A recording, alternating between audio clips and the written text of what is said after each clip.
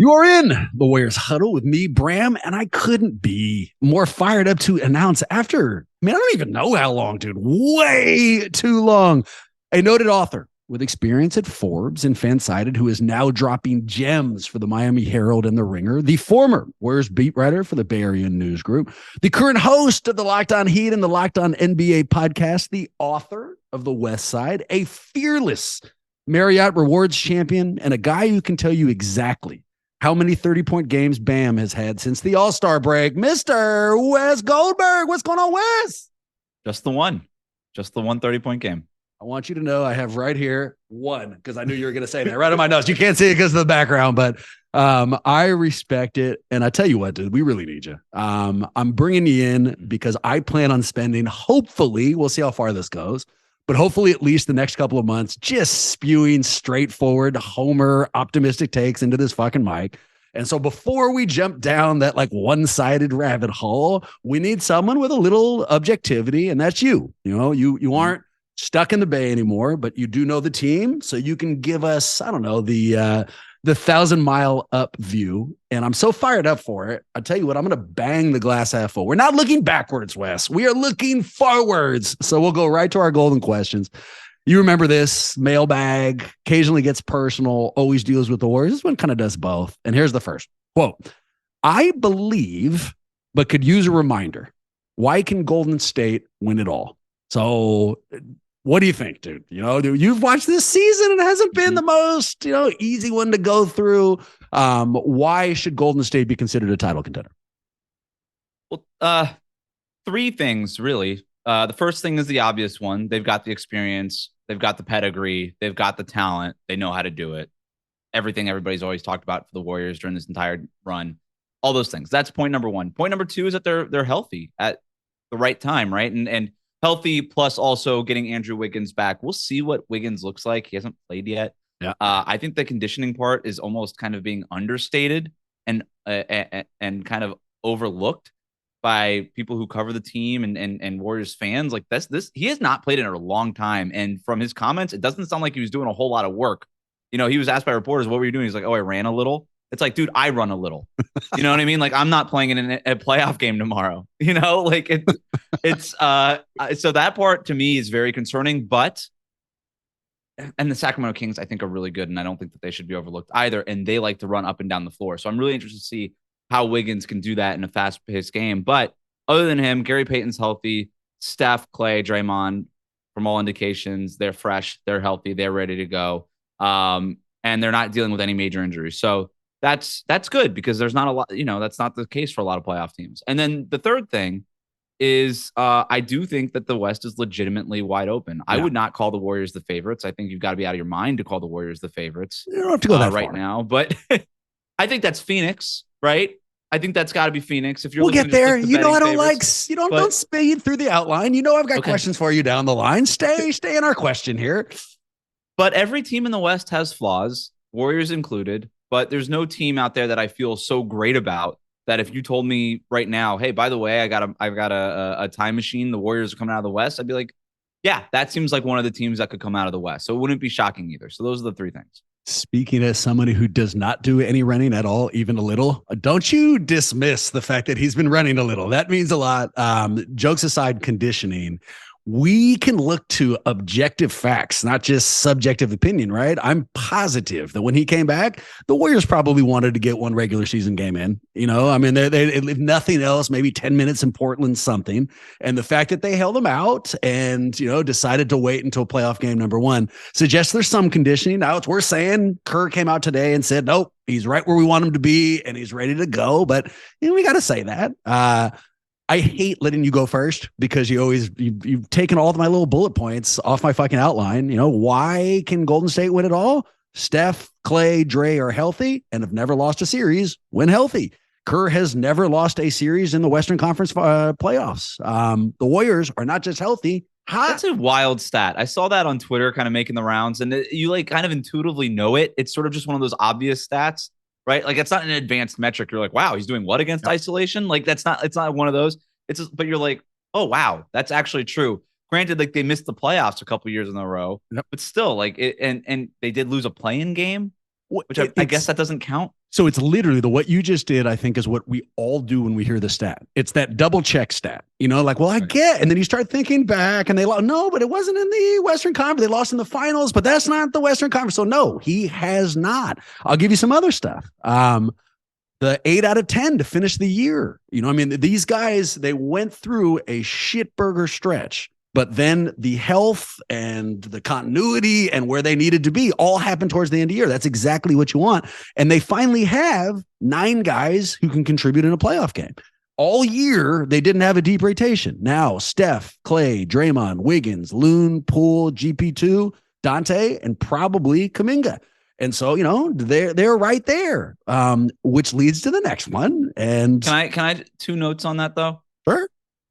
I think if you squint, it kind of feels like last year too, where they got healthy and then they kind of get hot right before the playoffs, and then they just make that run, right? And so there is a little bit of that too. I don't know. I like Kuminga a lot. I don't know that he's going to be like second round of the playoffs ready to go. Yep. I think that's going to be a really big test for him, and I do have questions about Golden State's lineup in general. I don't think that they ever really replaced like the Otto Porter role. Of course. Dude, and if JK was an exclamation point, of course he is ready. If he was anywhere close to where we think he's going to be, this question wouldn't be why can they win it all? It would be why are they the giant favorites? Good point. And so no, are there issues that we've got to be concerned about? Of course there are. But if viewed through the optimistic lens, there's reasons to be optimistic. But here's the next one. Quote, am I crazy, or are the pundits being way too optimistic about the Warriors? Please remind the world why Warriors fans should at least be worried. So this made me think of you immediately. You didn't even let me wait to ask you the question before you started shitting on my optimism. So there you go, dude. Tee off for Warrior fans listening. Why should we be worried? I feel like that was sort of my gimmick when I was in the Bay Area covering the team. I was just like, that was me shitting on optimism. I was accused of not being a Warriors fan when I was covering the Warriors, which is true. I'm not a Warriors fan. Now that I'm back covering the Heat, I'm just accused constantly of being a Warriors fan. So it's just, that's just sort of my thing, I guess, as covering basketball. I'm just sort of a pessimist, which kind of sucks. I never wanted to be that guy. Anyways, here's some pessimism. Here's that. I never wanted to do it. However, that being said, the Sacramento Kings are really good. And I don't know that the Warriors get through them. Really? I think it's a tough matchup, man. I know that Draymond's like, yeah, like we don't have to travel and it's just Sacramento and it's the King, like whatever. Like, this is classic, like overlooking the little brother. And then one day the little brother beats you in a fight and you kind of have to rethink things. I think the Kings are tough. I think that they play really fast. The De'Aaron Fox is legitimately good. And in the fourth quarter, he's going to shoot with Steph and Clay, not from like 3-point range, but he's going to score. He's going to do it his way. Yep. And then I know that, like, I've heard this talking point, and I'm not really sure why it's a thing, that unlike teams like Memphis when they're healthy, or even Denver, or even Phoenix with DeAndre Ayton, like, or the Lakers even, like, the Warriors don't have to worry about size against the Kings. And I'm not really sure why that's a thing, because I'm very worried about Domantas Sabonis if I'm the Kings, like, or if I'm the Warriors, because yeah, he's not the biggest dude, but he plays big. That dude is strong. That dude is as strong as anybody on the Warriors. He plays mean, and he's angry, and he gets to wherever he wants on the court, and he sets tough screens. Like, that dude is a physical force, and I think that there's a potential for him to cause problems, and we've seen this with the Warriors over the years. Like, they have problems containing guys, speedy guards like De'Aaron Fox, and you could throw Gary Payton at me and you say that's the answer. All right, maybe that's true, but I got to see it first, man. Like, I haven't seen much of Gary Payton this year at all. Holy shit. So hold on. Are you using the phrase, I have to see it first, while explaining to me why Sacramento is going to beat fucking Golden State in a playoff series? I'm not saying they're not going to beat Golden State, but the 3 seed. See this completely. We're just like overlooking them. Like, they didn't win a bunch of games and that they haven't been awesome all year paper long. I'm holding up. This blank piece of paper is a list of the accomplishments De'Aaron Fox and fucking Domantas Sabonis and the rest of that shitbird Sacramento team. You sound like Klay Thompson just pointing to his hand when he's. They haven't done anything. It's the opposite of that. It's pointing to an empty fucking resume. So here, to finish the question and then go into your discussion, because it's important to, right? Why am I worried? There's a saying, trust someone when they tell you who you are. The Warriors spent 82 games showing us this year where they had problems on the road, they had problems with defense, and to pick up the Sacramento pool, they spent 82 games showing us that, they're really ready this year. Yeah. So if there's a difference, if it's a new season and really the Warriors just needed a bunch of motivation to become who they were last year, I'm not worried at all. If this is actually a sign of a chink in the armor and, they're getting older and that motivation follows them into the playoffs, then I am worried. But to blanket say that they can take us down, I don't agree with. But so we've now covered the why are we worried? Sacramento. Yeah. Because I got a bunch of questions for you about that series. Let me start here. Mike Brown, what kind of advantage do you think that Mike Brown gives to Sacramento? And is it only one-sided? Because the way I view it is Mike Brown took a lot of Kerr's system, and nobody knows Kerr's system better than Steve fucking Kerr. So give me that analysis. Who has the advantage on the coaching matchup? I think this is a great radio talking point. It doesn't exist. I don't buy this at all. I don't buy it in the NFL when Bill Belichick's assistant goes off to the Detroit Lions and they're like, well, Pat Patricia knows what's going to Bill Belichick. Guess what happened to Pat Patricia? He got fired in like a year and a half. Like, it's just, it never works out. This is such a weird talking point. Like, come on, man. Like they're all coaching the same sport. I don't care that you were in-house. I don't care that you and I know what Steve Kerr wants to do. You and I know what Mike Brown wants to do. It's a motion offense. Steph is going to get off the ball. He's going to relocate, and then you're going to lose him, and he's going to make an open three. Like, that's just you don't have to work for Steve Kerr to know that. It's it's a non-existent talking point. It's not an advantage one way or the other. It's the dumbest thing I ever heard, and I hate it.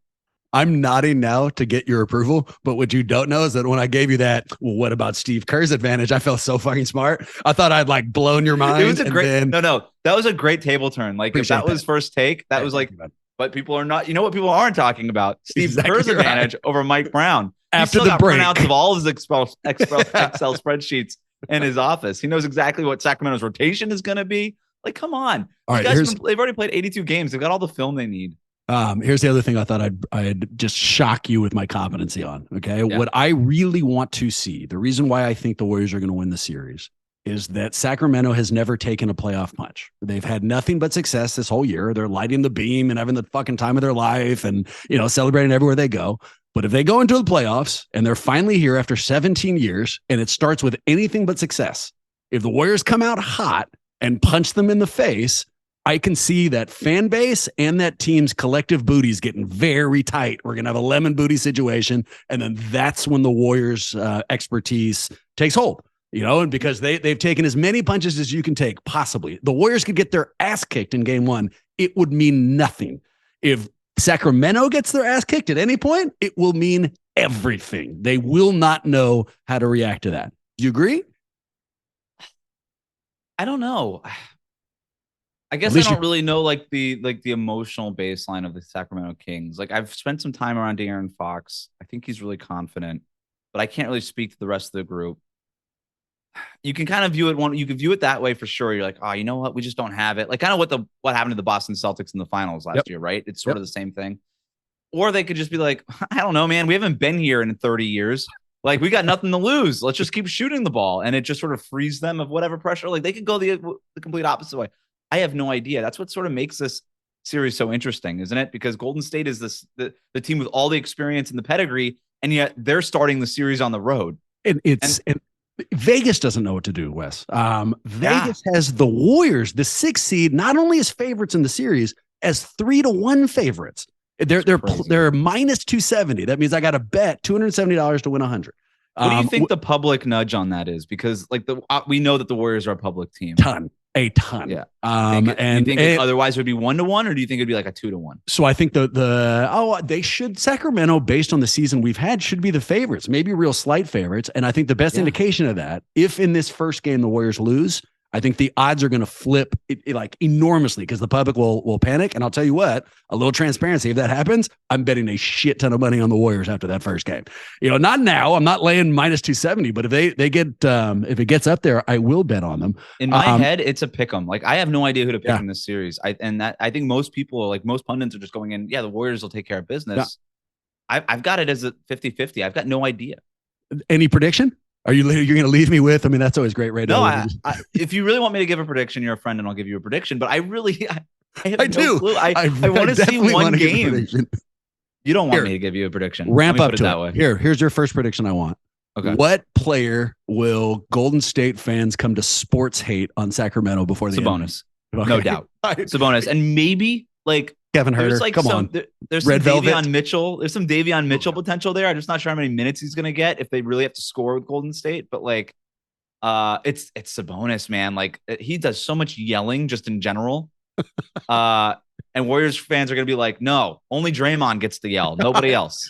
I'm going to push back because I already hate Red Velvet just based on his nickname alone. And like Kevin Herter, just his overall game, I can see annoying me. Like Sabonis will annoy me just because of his competency. He's going to be destroying us. If Herter has a big game and I have to watch that redheaded fucking bastard destroy my team, I will probably leave with a hatred of him. We'll see. We'll see how it plays out.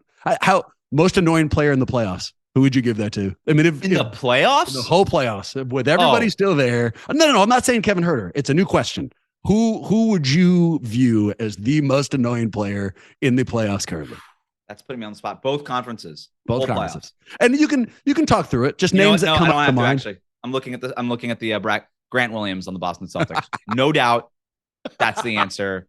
It's everybody's answer. It's not Grant Williams versus Dylan Brooks in the finals. Like at least, and I think you're right. I think Grant Williams wins, but I feel like Dylan probably gets there, like he might be at least Final Four. Dylan Brooks at least has he'll come in with like a funny outfit or something. And you're like, aw, like whatever. But like Grant Williams is like nothing endearing, like zero endearing. No, I love that. What you are pointing out for me there is that Dylan Brooks kind of wants you to hate him. So you're like venturing into it. You're kind of playing his game by giving him some of that hate. Grant Williams is just hateable. I think he'd actually like to be liked.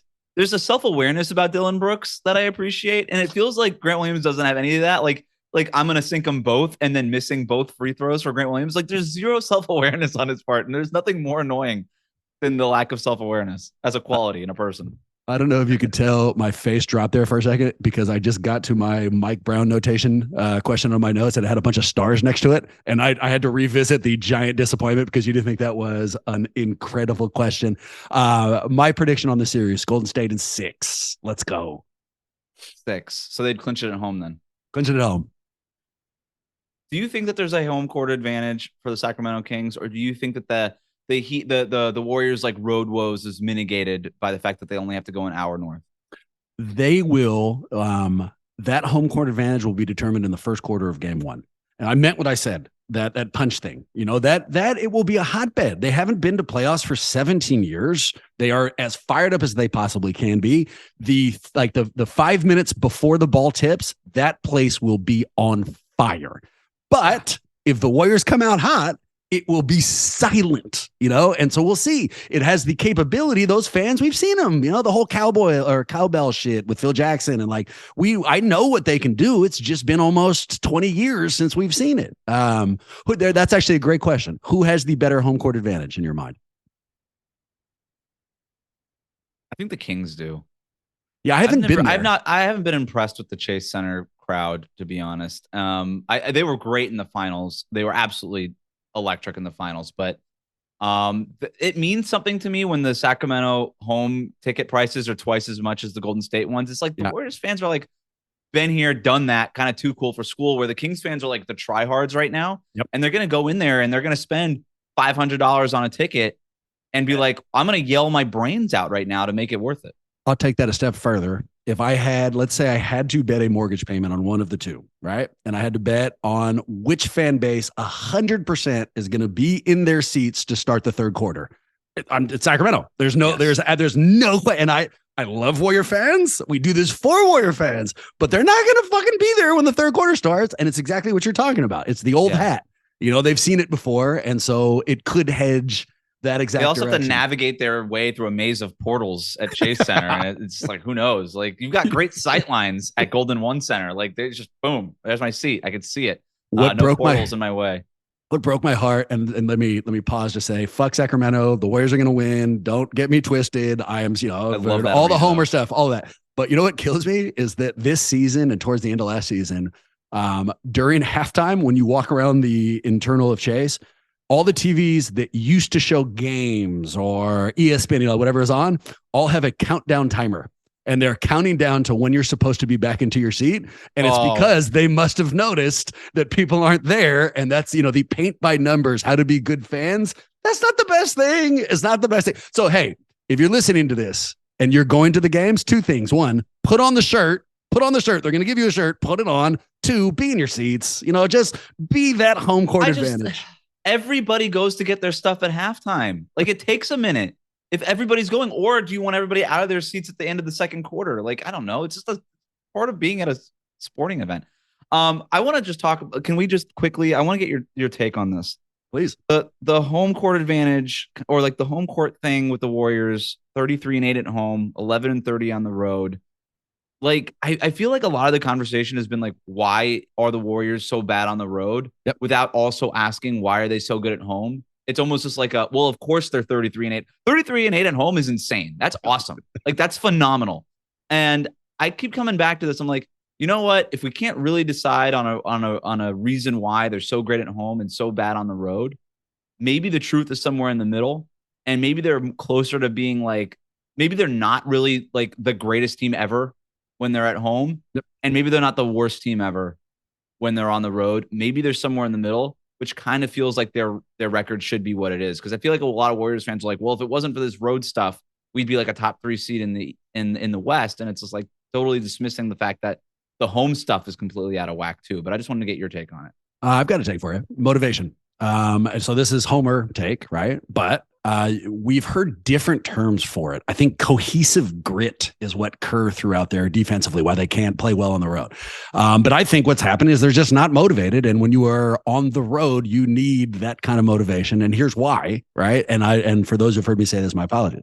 But the Warriors have now won in every way. They won as underdogs, 2015. No one fucking believed in me. They won as giant bullies. KD, everybody hated them off they went. And then this last one finished the redemptive arc. The nobody believes in us. Here we are. And so now all the sports movies versions of winning titles have happened. Like all the various reasons of like why you want to go out and prove everybody wrong have gone down. And so it's if I was a mountain climber and I climbed all of the significant peaks, wouldn't stop mountain climbing. I still like the fucking hobby, but Steve my motivation. Used this analogy. It's a good analogy, yeah, right? It's solid. It's really so. That, if I'm looking to anything, it's because the home crowd gives them proper motivation. And if I'm going to transfer it over, right? Playoffs are the reason why they will be motivated, but we'll find out pretty fucking soon. They've earned themselves a road start to these playoffs. So we'll find out really quick. Here, this seems like the perfect question. All right. So quote, we hear the term switch every single year. I say it that way because they put a period between every single year, which is aggressive, but I thought like dramatic and nicely done. Do you believe in the playoff switch? That's in quotation marks. And do you think Golden State has one? So what do you think? I do believe in the playoff switch. I think we've seen it enough times. The 2001 Lakers are kind of the team of the switch, right? Like that's the one that immediately comes to mind, like bottom defense in the league, like nobody caring, and comes around Kobe, Shaq, do Kobe, Shaq things, blah, blah, whatever. I think of to a different extent, it wasn't as extreme, but similar. The 2013 Miami Heat kind of felt like they flipped a switch. And I would say even the 2018 Golden State Warriors felt like they flipped a switch too. Yep. And that's not to say that they didn't win. Like they won a bunch of games. They're still one of the top seeds, but like they definitely were not playing up to their capacity. They weren't like, let's go out and win 73 games. You know what I mean? Like they weren't doing that. So I think we've seen it. I don't think that this team has it.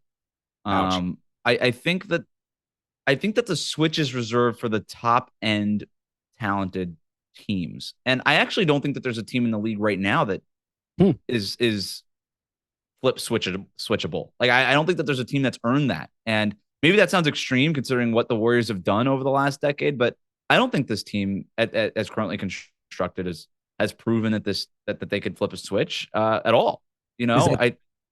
Could we say that's the reason for the home and road disparity, that they flipped the switch when they came home? No, I just think it's weird. I just think it's a weird thing. And I think that they're basically like, I don't think they're that good at home. I don't think that they're that good of a team. You look at the other teams. Talking about their record. They keep records, Wes, and they have an incredible home record. And they're also very bad on the road. Like, and then nobody can figure out why they're so good at home and why they're so bad on the road. What are you talking about? I just told you. I just gave you an amazing reason. One that apparently Steve Kerr fucking agrees with. Well, Steve, what else is Steve going to say? But like, they're 33-8 at home. All right. The Nuggets are 34-7, and they won 9 more games than the Warriors did. The Grizzlies are 35-6, and they won, bad at math, 7 more games than the Warriors did. Those are the top 2 teams in the Western Conference. The Celtics and Bucks are both 32-9 at home. Those are the top 2 seeds in the East. The difference between those teams and the Warriors is that they also took care of business for the most part on the road. They're closer to 500 on the road, where the Warriors are dog doo-doo on the road. And they look like the Detroit Pistons on the road, right? Like that. So if you're trying to explain, like, give me a reason, and the fact is, like, they just don't care when they have to leave their home. Like, I just don't buy that, man. Like, and I know that Steve is saying it and Draymond is saying it, like, oh, you know, we're getting older and we just don't want to go out and do stuff. And it's like, whatever. And it's like, I don't know. I don't buy it. I really don't buy it. And if that is the case, man, then I question the competitive fire of this team. Oh, they don't give a fuck. I don't think that you could. Yeah, they don't give a shit about the regular season. Okay, no, but now you're playing on the road. Here's where I'll push you back. And I'm going to use the way that you phrased it when we first started. If we fast forward a few months, someone from the future came into my office right now and said, guess what? Warriors won it all. Neither of us would be shocked. And then we would say, fine, they just didn't care. Regular season didn't mean anything to them. And it wouldn't be stretching imagination. It wouldn't be ridiculous. It would make perfect sense. So, and maybe that might not happen. We're still a few months away, but to say for sure that's not the reason, we don't know that. They could have a motivational switch. Maybe. And okay, so let's do this then. They flip the switch. What is that switch turning on? Is it turning on a championship team? Yeah. Is it turning on defense, or is it just turning on a slightly better version of the Warriors than we saw in the regular season? It's turning on the 2022 champions from last year. That's what it's doing. That's exactly what it's doing. They are suddenly now. So it's Do you not think just that this team on paper is as good as the team last year. Right now, having what I just watched, no. But if you're asking me, is there a switch that they can turn? Sure. And it's not just motivation. That's not fair. The schedule is much fucking easier for a veteran team now. There's no more back-to-backs. There's not any real travel. In fact, they're not traveling at all in the first round. The rotation will shrink. We're not worried about, I mean, what I said before, that these things have kind of gelled right when we needed it, I meant the need to give Anthony Lamb real minutes is gone. You're not going to see Ty Jerome at all. James Wiseman's experiment is extinguished. They now, we have a real rotation, and it's translated into an 8 out of 10 stretch. Maybe it'll end, and maybe we'll see all of those problems. But this isn't me pulling shit out of my ass. This is what's happened. Things have changed, and there's objective reasons why. It's not just we're trying harder. The rotation makes sense now. There's reasons to flip over. But here, let me ask you this. Outside of Steph Curry, or phrase it this way, what player on the Warriors not named Steph Curry is the most important to the playoff run in your mind? Kevon Looney, I think. Huh? Why? I'm kidding, but I just wanted to see what you would say. I loved it. No, you had me. I mean, because the thing that came up with your Mike Brown argument. I loved it, dude. The thing that worries me most is the answer to this question, and you've already hit it, because to me, it's Wiggins. And without having seen him, when looking this up, I mean, I guess it makes sense. It's been months, but he's missed more than 40 games, which is played 36 an insane amount of games. So, if everything I just told you, I believe in. It's but Wiggins. Absolutely. It has to be.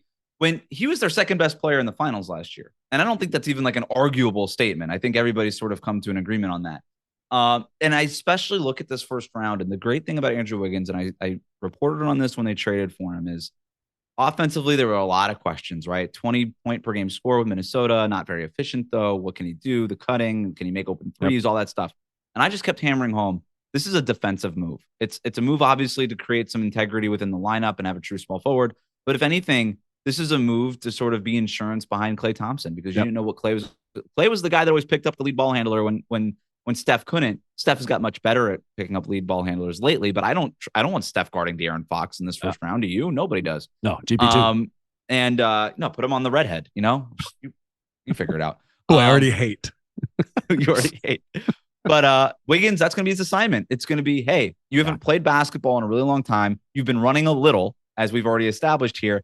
Now you got to run a lot and really fast for a long time against a dude who I would have voted on my fake ballot as second in most improved behind Shai Gilgeous-Alexander this year. He's awesome. De'Aaron Fox is awesome. And he's got a lot of moves, and his three-point shot has come along. He's going to test Wiggins, and the Warriors are going to know real quick what kind of conditioning Wiggins has been up to when he's been away from the team. So it's got to be Wiggins. It's got to be Wiggins. Because also, I don't know, maybe you're taking Draymond Green for granted because you already know what you're going to get from him. DPOY level defense, not much on offense. Like, he's going to be really important, especially when it comes to Sabonis in guarding him. But it just feels like Wiggins is the ultimate X factor. Completely agree with you, man. And I think, Steph, Clay, and Dre, and you kind of said it there. I believe in the level of excellence that they're going to bring, and I just assume it, foregone conclusion. But where they are in their careers, and this was true last year, they won. It's not a shot at them. They're going to need help. They need people to really contribute. I'll go a step further with Wiggins. I don't think he was the second best player on the Warriors. I think he was the second best player in the finals. And a lot of that was the defense he played on Tatum. If he's not ready to do that, then we're going to have big problems, and they're not going to be motivation based. We're going to have to get right past that. All right. I'm not sure I appreciate the disrespect to Al Horford, but continue. Well, that was aimed right at you. You're like, I didn't take any shots at LeBron yet. Were you watching last night, by the way? What'd you think of that Minnesota LeBron game? Oh my God. That was awesome. I love that basketball game. If I were a fan of either of those teams, I would have been so stressed out. I would have been binge drinking. Like the Anthony Davis fouling Conley in the corner there right after Reggie Miller was like, "Don't foul a 3-point shooter," and Anthony Davis is like, "Hold my beer.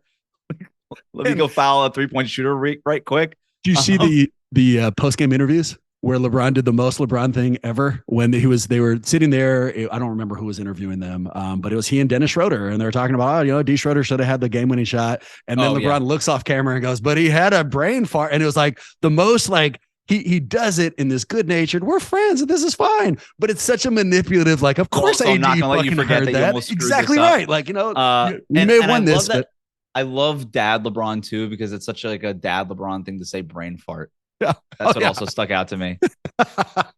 There's a lot of players that would have gotten bleeped. Like, you bleeped up. But like LeBron was like, that was a brain fart, son. So I could admit something to you that I don't want to admit. Don't tell anybody else. Maybe we'll make the mics go cold here. But now, I'm a dad. I got a 7-year-old. I don't know why. So I think I'm edgy enough. I drop F-bombs everywhere. I think I'm a funny dude. When I'm with my daughter, I find myself telling dad jokes. I have no idea. The other day she said, "I'm hungry." And I said, "Hi, I'm Bram, hungry." And then I immediately hated myself. I was like, oh my God. Like, I don't know what happens or why that's gone down with me. Save me this way. Here's a brand new segment, and it's one I'm testing out with you. I basically made it for you, and I'm really excited about it. All right. It's called You're the Best Around. The segment's easy. I'm going to give you a category. Then you give me the best thing in that category. Who's the best 3-point shooter in the playoffs? I'd say Steph. And I'm calling it You're the Best Around because I love that song in Karate Kid, and I want an excuse to be playing that underneath as we talk. So that's going to be happening. We don't have it now. I don't have the production value, but know that when people are listening to this, that will be going down. And here's our first, Wes. Who is the best coach in the playoffs? First of all, I love that as your creative process. I love that inside behind the curtain. It's like, what's a song that I just want to play on the podcast? Let me put a segment to it. It's so great. It works really well for me. I want to have that conversation off air, is like how we come up with segments. What was your question? I'm sorry. I hate you as a guest. No, best coach in the playoffs. Best coach in the playoffs. Okay. So, all right. Important thing here. We're recording this Wednesday night. Bulls Raptors are still playing in the play-in. Does the play-in count as the playoffs, or are these teams sort of okay? No, for today. Yeah. And Nick Nurse is still on the list. All right. For 15 more minutes. Okay. I would say then Eric Spoelstra is the best coach in the playoffs, since the Heat are, and people might laugh at me because I just bleeped the bet against the Atlanta Hawks on Tuesday night, but I still think that giving Spo a actual decent roster, I'd probably put him as the best coach in the playoffs. Did my dad joke make you not want to say shit? I mean, you could It say shit. did. to bed, man. I hated it. Yeah, I no, hated it's myself okay. immediately. Yeah, it was really weird. Yeah, I don't think I've I ever. was all confused. I don't know why you did that. That was All right. weird. I didn't like it. Best food at an arena. In the playoffs or like Across playoff the board. arenas? Nope. Across the All board. 30. Oh, all the okay. ones Or you've been to. 29, Yep. I guess. Best food. Oh, that's a great question. Oh, I knew it was right up your alley. There's a reason I didn't share this one with you. I kind of wanted to watch your process go out. It's definitely not Orlando. It's just soft pretzels there. It's so weird. I was like, dude, I don't want carbs and sodium. Yeah, there's an old person joke in there somewhere, but I'll leave it to the side. Best food. Memphis was solid. New Orleans was solid. Staples is actually, or whatever they call it now, is actually pretty solid in terms of snacks. They have an ice cream machine, which is good. You're gonna hate me. I think I'm gonna go Sacramento on this. Oh, you bastard. You're just trying to hurt me. There's no question at all. You're just trying to hurt me. Golden One is my favorite arena in the NBA. It is. It's the best one. It's the best arena. It's got the best food. You could just say the food. I mean, settle down. No one's asking all those other things. What they food have do the you like best there? oatmeal raisin cookies I've ever had. I'm not even kidding. I'm not kidding. I actually like oatmeal raisin. So that's don't. I do. What? And they make me like it. That's so shit. these will blow your mind, Bram. These will Listen, blow your yeah. mind. If you have a base twist level ending. of liking them, yeah. I don't like them. Here, I'll give you. And then their main courses are good. That's the tough thing. Like every arena has a main course kind of situation. Yep. And then they also have like halftime sort of hors d'oeuvres, kind of like cocktail hour stuff, but it's usually just like popcorn and like bags of Lay's. And Sacramento just goes all out on both fronts. They do a great job, and I think it's a real home court advantage for them.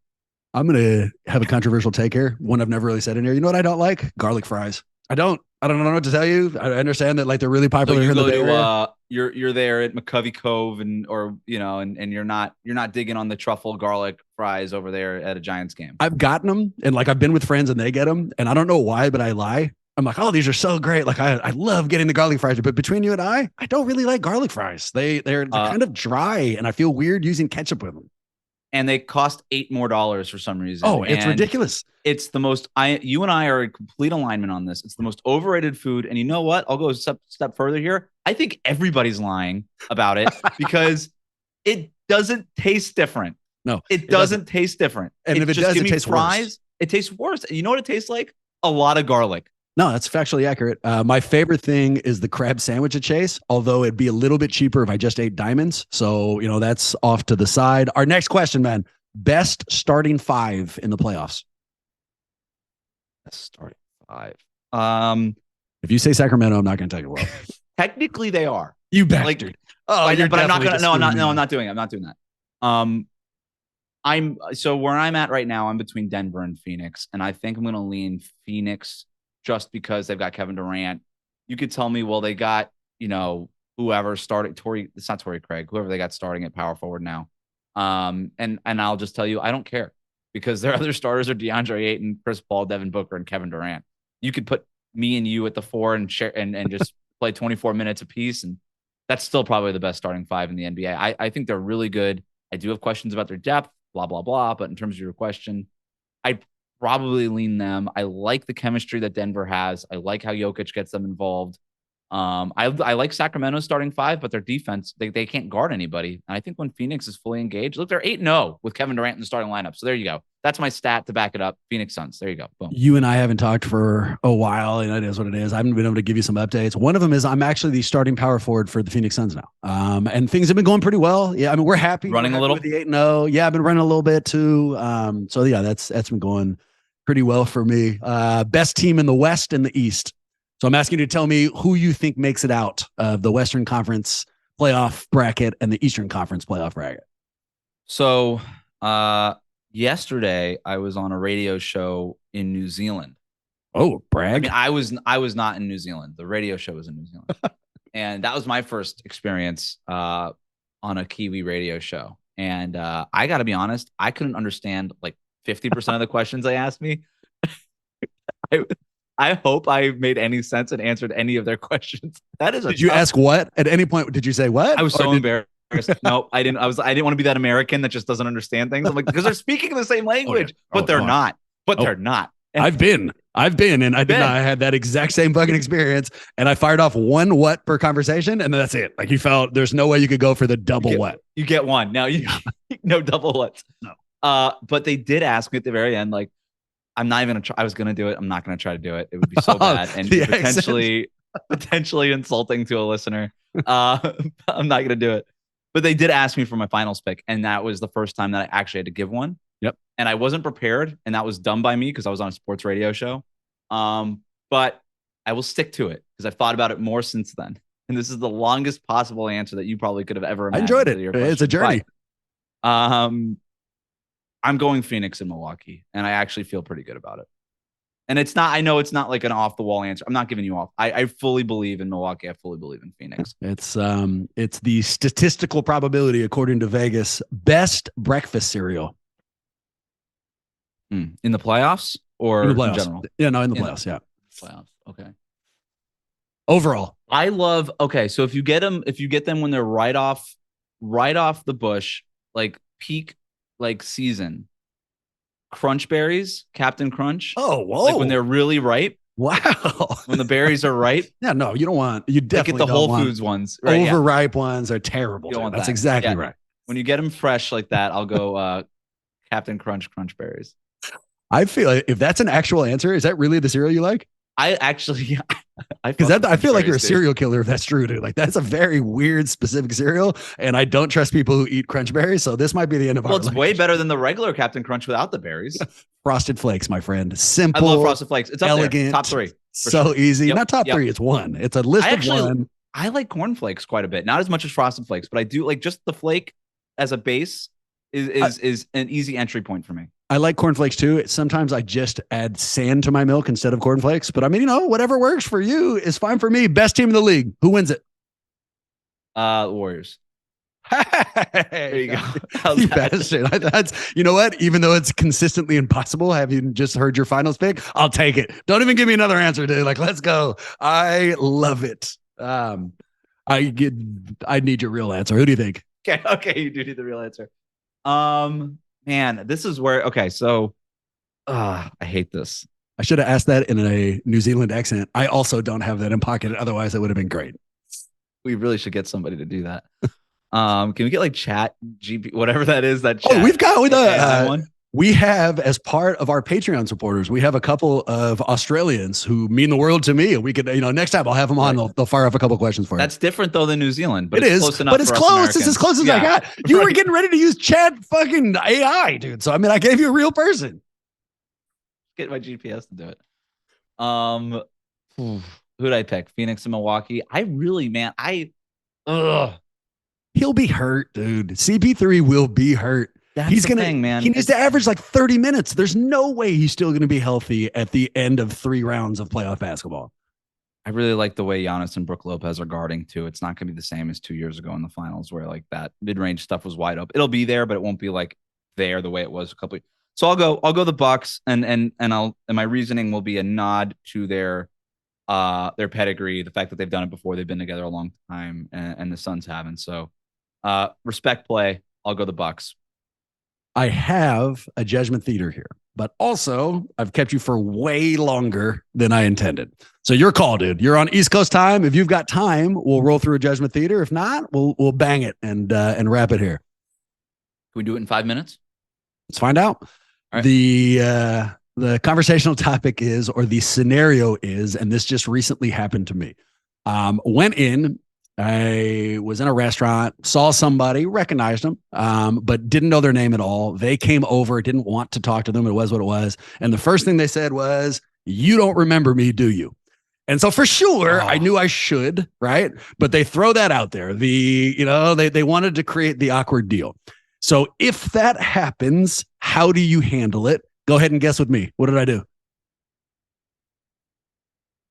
I feel like you said yes, of course. And you gave him one more chance to double down on it. Because then the answer is, then they go, what's my name? Who am I? Where do you remember me from? So you're on the money, and I'll add extra. Yep. I said, of course I do. Of course I do. And then before they could talk, started trying to fire off enough general questions where I could gather enough string to be like, oh, it's this person. Nice. You know, like, when's the last time we saw each other again? You know, minute, right? It's been a long. Where were we? Where were we when we saw each other?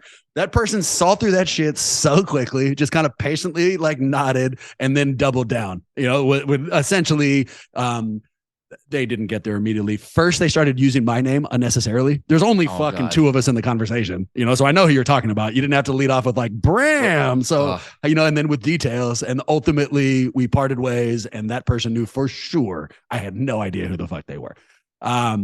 For you, neither would surprise me. I can see you being willing to just be like, nope, I don't. And you would make light of it. You would take the sting out of it. There'd be some jokey way that you could do it where both of you like, yeah, okay, I don't know it, but I do like you, and we don't have to have this be a big deal. Or I can see you doing what I did, tap dancing long enough to try to get your way through it. I'm going to go to the first one. I think you diffuse it. I think that you admit it, but by admitting it, you take away its vitriol. Yep, you're absolutely right. This happened to me recently. The other thing about me is if I'm surprised, very bad liar. I wear my emotions outward immediately. So if my emotion at that moment is confused, if that's sort of my state, I look very confused. And so this happened to me recently. I was actually at Madison Square Garden cover a Heat Knicks game, and there was somebody there who I guess we knew each other via online, which is even worse, like never having met the person online. And then the person goes, "Do you know who I am?" Straight up. And I go, "No, I don't." And then they introduced themselves, and then it started to click, although it did not immediately. And then it started to click, and I figured it out. But did you do the catch up after you started? Like, oh yeah, and then like give them a couple details, like, oh, I do remember. And then and then you have to be like way more interested than you are. Like, oh my 1,000%. God, I'm so excited that we're finally connecting. What's your phone number? Like, we need to do this again. Like, let's grab coffee or something. Grab a drink. Can I buy you a present? Like, what's your address? I'll prime it. Like, you know, it's so pointless. And then you get out of it and they're like, "Oh, I'll see you around." And I was like, "Yeah, absolutely." And then I didn't. And that was the best. But honestly, just screw that guy who you ran into and was like, and like, that's how old was this person? Mid-30s, maybe. They should know 27. That feels like a 27-year-old move. Yeah, no, they should know better. Where do you think this is going? Would you like for us to just sit here in awkward, like weird interaction? You know, like there's no upside here. I mean, why? I know, and let's just move on. Let's be polite, cordial, and just move on as adults. Like, what do we got? Obviously, this is not meant to be. What I wanted to say, I don't even want to be fucking talking to you right now. Like, why are we even having this discussion? No, screw that guy. And anybody listening, don't ever call anybody out. You know that they don't remember who you are. Get through as much of the conversation as you please, and then move on with your life. And then maybe it'll click with that guy later, like 4 hours. Oh, it was that guy. And then maybe it happens again and he remembers you down the road. But don't be a jerk. If you're over 30 years old, you got enough people in your life. Move on. I'm so happy we did the Jesuit Theater. 2 reasons. One, I love having you on, and I love doing the Judgment Theaters with you. 2, if you had been like, "Nope, fuck you, I don't have time," I would have hated you forever. I mean, we never would have got beyond that. So, you know, like, and even the 5 minutes, it's like, what do you mean? We need more than 5. So nicely played. I cannot wait to have you back on after they've beaten Sacramento and we get to fucking parade around that they beat those shitbirds. Yes. But I look forward to this all week having you on. Didn't disappoint, and I'm sure everybody out there is listening wants way more Goldberg in their life. Where do they go? Well, actually, kind of fun. I haven't even said this. I haven't announced it yet. So anybody listening, I'm going to be doing a weekly column over at fansided.com on the NBA playoffs throughout the playoffs. So that'll be fun. Please go check out my latest story for The Ringer on Kevin Love. If you don't read it, just click on it. That'd be cool. And then the podcast Thursday nights, Friday morning on Locked On NBA. Like, however long the Warriors are going to the playoffs, we'll be talking Warriors, and however long they're going to the playoffs, I'm sure I'm going to be writing plenty about the Warriors every week. So check it out. 2 quick things. Colleagues, we're on Fansided Sniggle too. So hey, we're teammates again, but way more importantly, and illustrating how much I love you and the article. So I read the Kevin Love article and really enjoyed it. Get out there, check it out. But more, and this is 100% true, thinking of you, loving you, and knowing how I think that shit works, I not only refreshed it a bunch of times, the last time I refreshed it, I just kept it up on my computer screen for hella long. So like if they're tracking how long someone's watching it, all day. I gave you 8 hours, man. And I really, this guy is a slow reader. It is what it is. I mean, I like to take my time, soak in on the details. Yeah. He did what with that comma there? Wow. That's exactly. Looked up some words. It was great stuff. For us, you want to get us a question, good job, or let us know we did a good job, bad job, any job, or even get us a golden question. Shoot that to huddle@warriorshuddle.com. Social media, we're on both Twitter and Instagram now. I'm running the Twitter account. Marcus is doing the Instagram account. And then we also have YouTube. And that is basically Maxime's domain. On all three of those platforms, just search Warriors Huddle and you'll find us. With that in mind, go Warriors, fuck the Kings, and we'll talk to you real soon.